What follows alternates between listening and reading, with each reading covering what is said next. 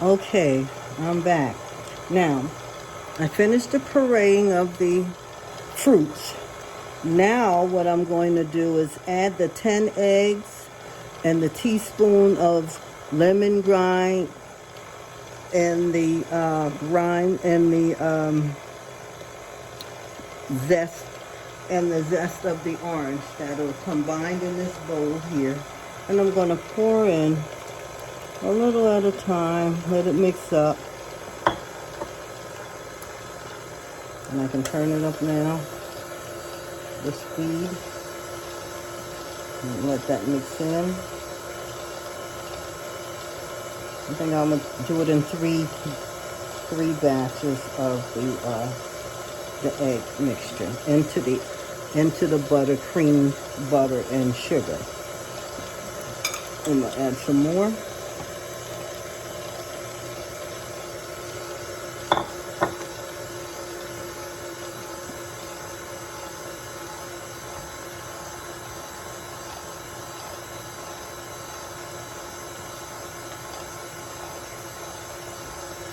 And I'm going to stop it and go down to the bottom and mix in well from the bottom, pull it from the bottom to the top. Let me do this stuff. We're doing this.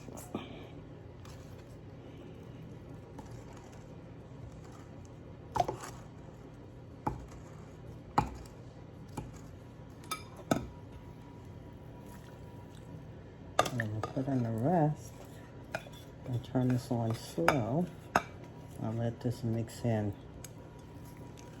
Right now it's filled up to capacity almost.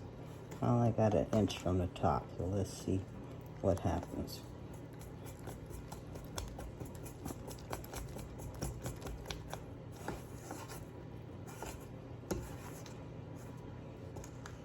Okay, all right, let's get this on. And I'll turn it on low. So see it's mixing in well. And then I'll turn it on high.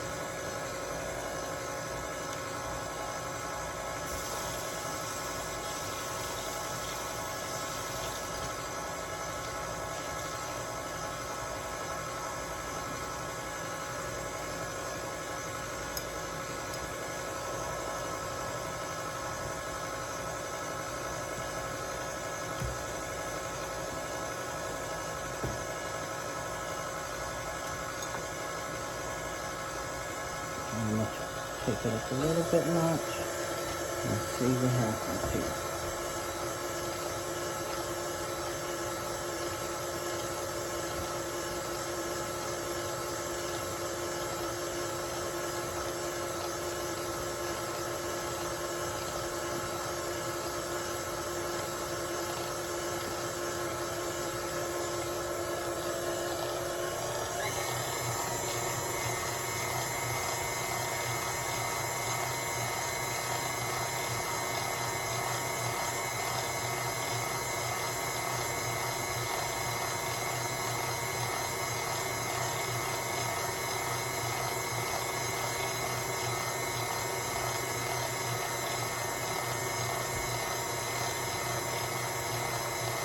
So while that's mixing, let's go over the ingredients again.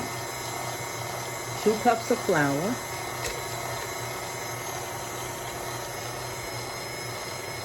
So I'm going to leave that to mix while we go over the ingredients.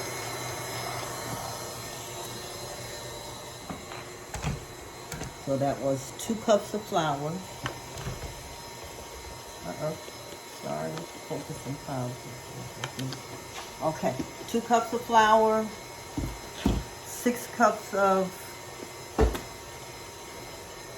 mixed fruits in this bowl here. Also, I withheld 1 cup of mixed fruits, so I want that to stay whole inside the cake so you'll see what you're eating and enjoying. Okay, now 1 teaspoon of 1/2 teaspoon of salt, 2 teaspoons of baking powder, 1/2 teaspoon of allspice, 1/2 teaspoon of cinnamon, and 1/2 teaspoon of nutmeg. Those ingredients were sifted and set aside in a bowl. In a separate bowl, we put together 1 pound of butter, unsalted and room temperature, 2 cups of sugar, or 1 pound. 2 cups is equal to 1 pound. 2 8 ounces equals 16 ounces, which is 1 pound. You can use brown sugar, which I use, or you can use white sugar. It doesn't matter, it's at your preference. And you cream those ingredients together.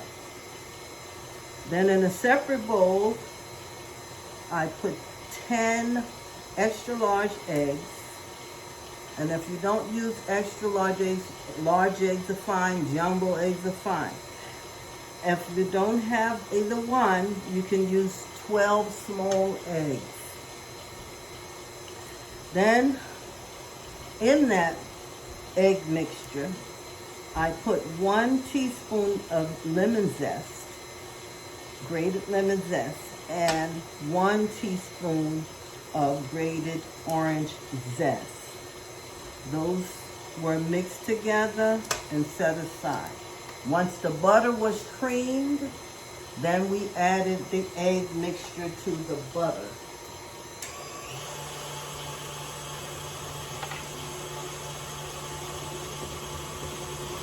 In a separate bowl, in a very large bowl, I put all the pureed fruits in here. It's in this bowl here I'm searing.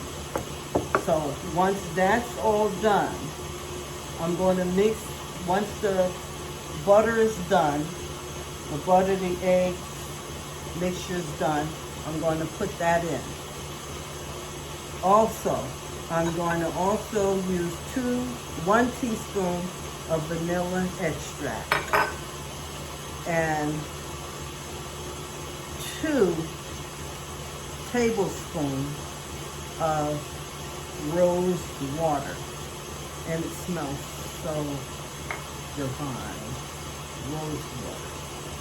And then at the end, I'm going to fold in the flour that we grated up, all the cinnamon, nutmeg, spice, all of those spices was added.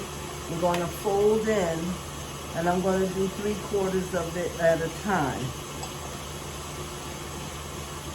And then at the very end, I'm going to use between 2 and 3 tablespoons of browning.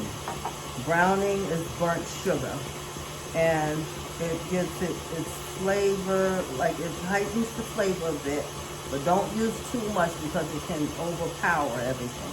So that's why I say use 2 tablespoons, and then if you need more, start out with a teaspoon. But you really, the fruit itself brings the colors in that you're looking for. Then I'm going to cut up a few of these dried red cherries. They've been soaked in, they've been sweetened,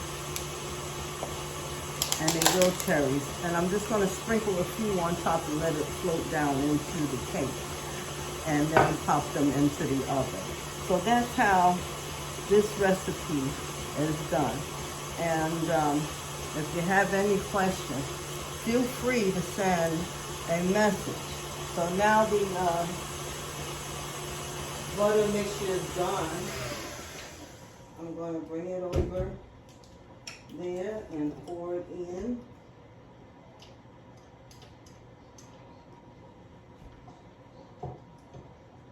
To that large bowl.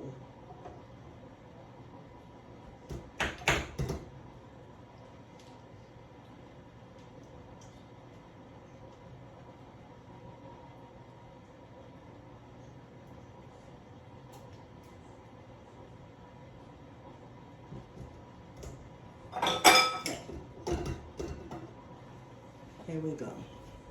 I'm gonna pour this in.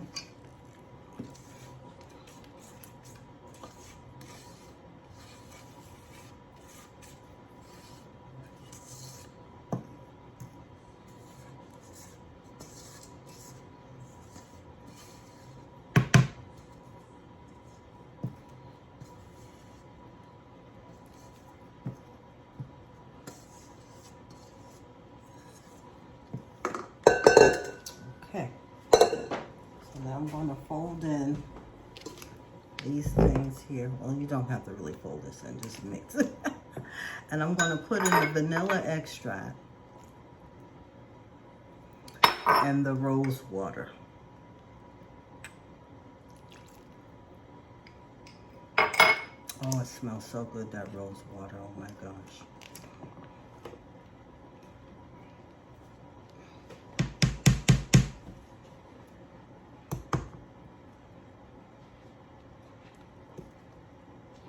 Now, rose water is optional, as well as the vanilla extract, believe it or not. It would, if you're doing it with the alcohol, the rum, you really don't have to use the vanilla extract because the alcohol itself sets the cake off with its flavor, that rum flavor, okay, and wine.